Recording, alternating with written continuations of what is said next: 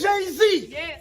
Yes. You who say you rose from the gutter, but you have traded and bartered the souls of young men. Y'all don't understand what the f is going on?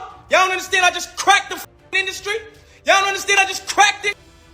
I just cracked this whole crack. It's over. I cracked the whole. It's over.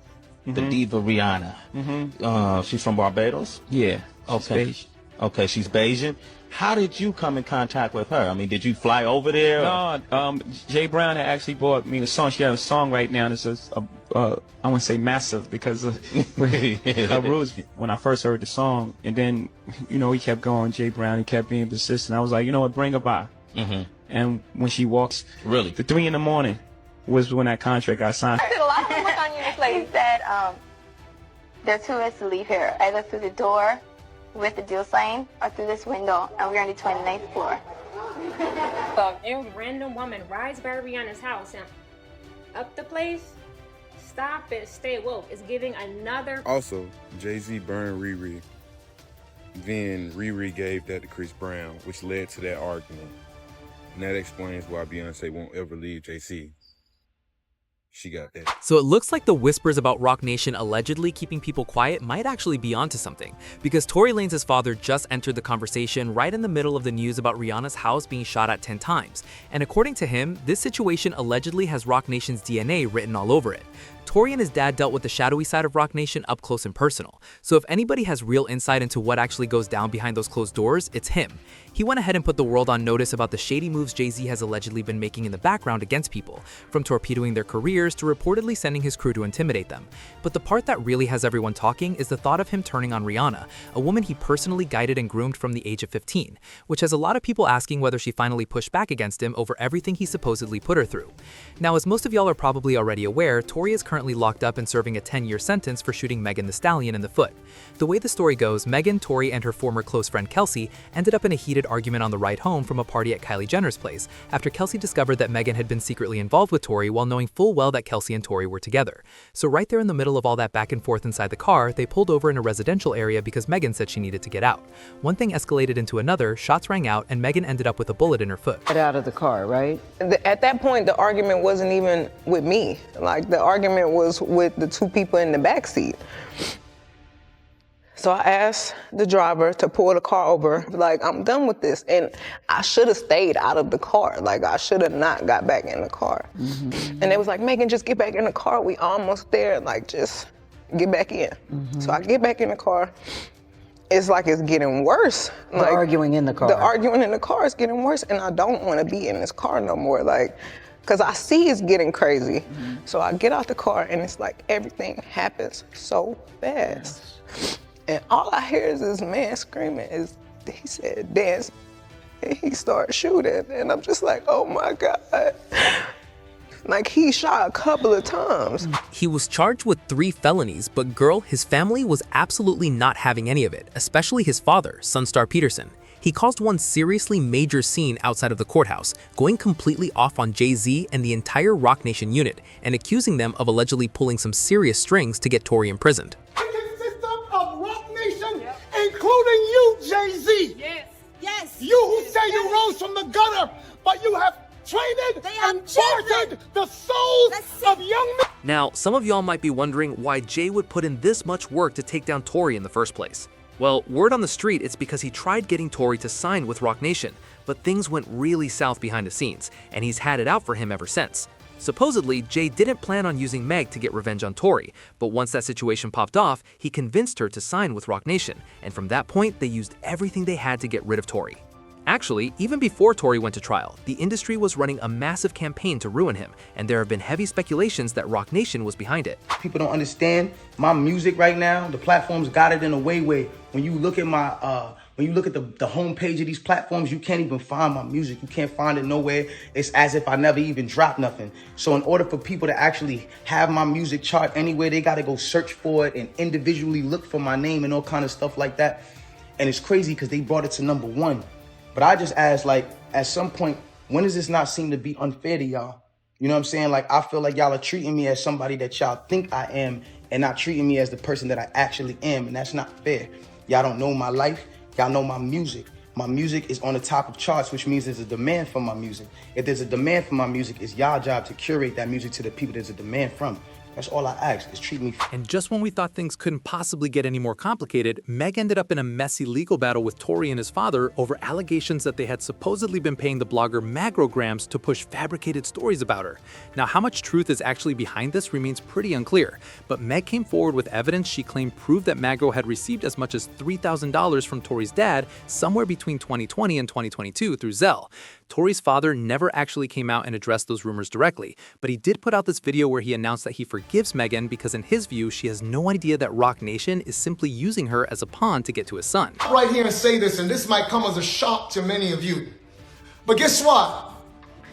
Both my son, myself, and others of our family have long decided that we are not going to hold any animosity against Megan Pete, aka Megan the Stallion.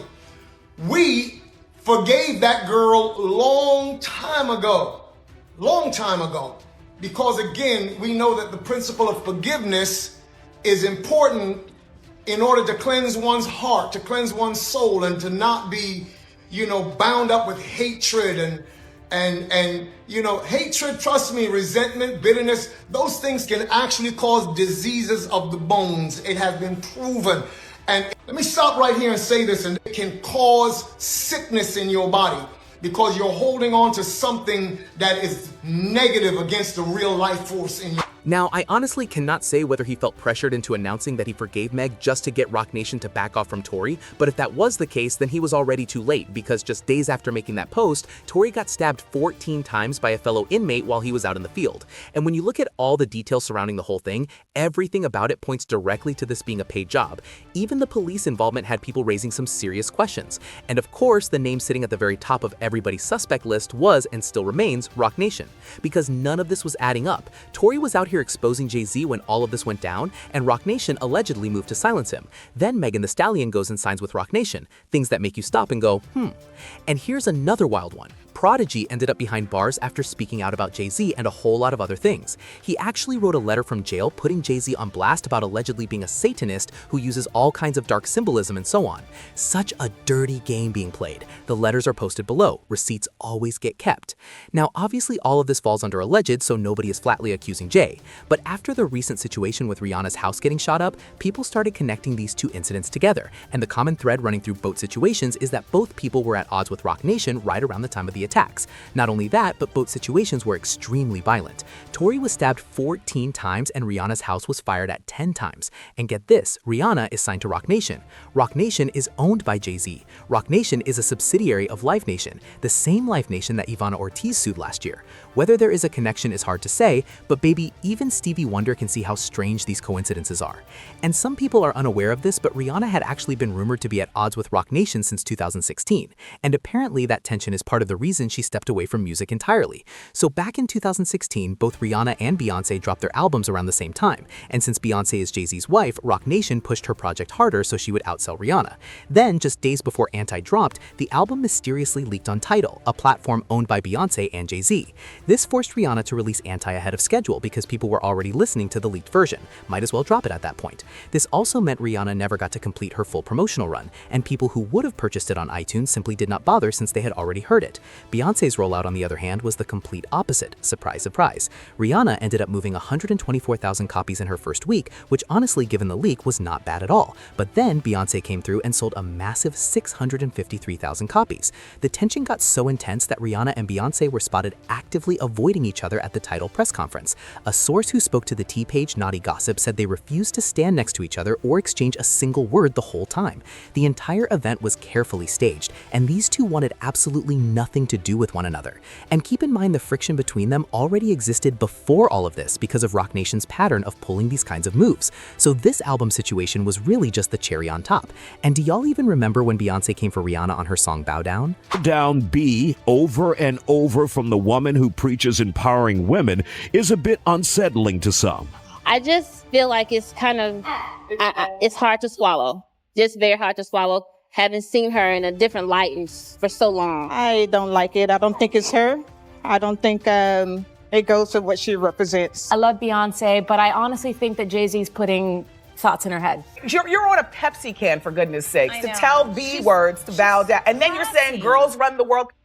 The reason I put out Bow Down is because I woke up, I went into the studio, I had a chant in my head. It was aggressive, it was angry. It wasn't the Beyonce that wakes up every morning. It was the Beyonce that was angry. It was the Beyonce that felt the need to defend herself. And if this song never comes out, okay, I said it. And I listened to it after I finished, and I said, this is hot. I'm gonna put it out. I'm not gonna sell it. I'm gonna just put it out. People like it, great. They don't. They don't. And I won't do it every day because that's not who I am. But I feel strong. And anyone that says, oh, that is disrespectful, just imagine a person that hates you. Imagine a person that doesn't believe in you. And look in the mirror and say, bow down. And I guarantee you feel gangster. So listen to that song from that point of view. Again, if you didn't like it before. This rubbed Rihanna the wrong way, and she hopped straight onto Twitter to send a very clear message in Beyonce's direction. She went ahead and shared an article that had crowned her the Queen of Pop in the UK, and threw a caption on it that read, I only know how to be #1. I could use a challenge. How'd that feel down there on your knees, huh?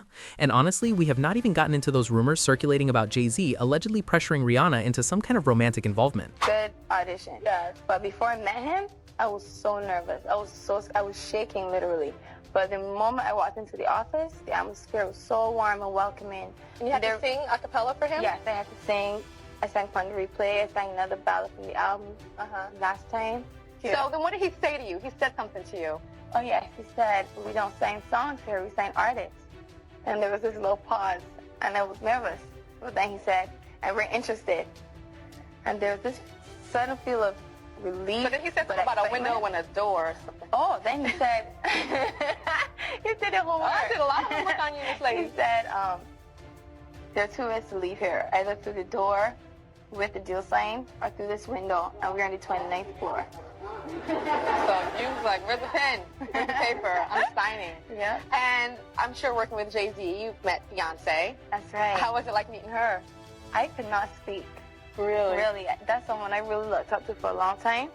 And it was after one of my showcases, and he was introducing me to everyone from the label. Then he finally said, okay, one more person. And there she was. And I could not speak. And she gave you some advice. Yeah, she did. She just told me to, when I get on stage, let loose, have fun, and be in control. Yeah, and don't be afraid to let it go. No. Because she'd be like, what? You know how she does it. But we're going to be hooking up the whole audience with your CD. Oh, thank you! Rihanna had seen enough, lived through enough, and made it clear she was done with making music entirely. However, she has been popping up in the studio quite a bit lately, which has people thinking we might actually be getting that long-awaited album after all. And with everything that has gone down recently, both regular people and celebrities have been coming forward with plenty to say, including Tory's father, who allegedly believes none of this is coincidental in the slightest. People came out swinging without holding anything back, like this one person who said, Rihanna packing up and leaving town is all the proof you need that she is fully aware that somebody with serious power sent people to shoot up her house. If this were just some random isolated situation, she would simply move to a different house. She would not be fleeing the entire state. Jay-Z is absolutely behind this, though ASAP could have a hand in it too. Then another person chimed in saying, I always knew Jay-Z had something to do with this. Karma is going to come for him hard. What became clear is that somewhere along the way he reportedly had her sign an NDA. The man is truly something else. But right now what I really want to hear is what you think about all of this. Do you believe Tory Lanez's dad is onto something by drawing a connection between Tory's situation and what happened to Rihanna with Jay-Z sitting in the middle of both? And do you genuinely think Roc Nation had a hand in it? Drop everything you are thinking down in the comments below, and make sure you tap right here to check out this other messy video.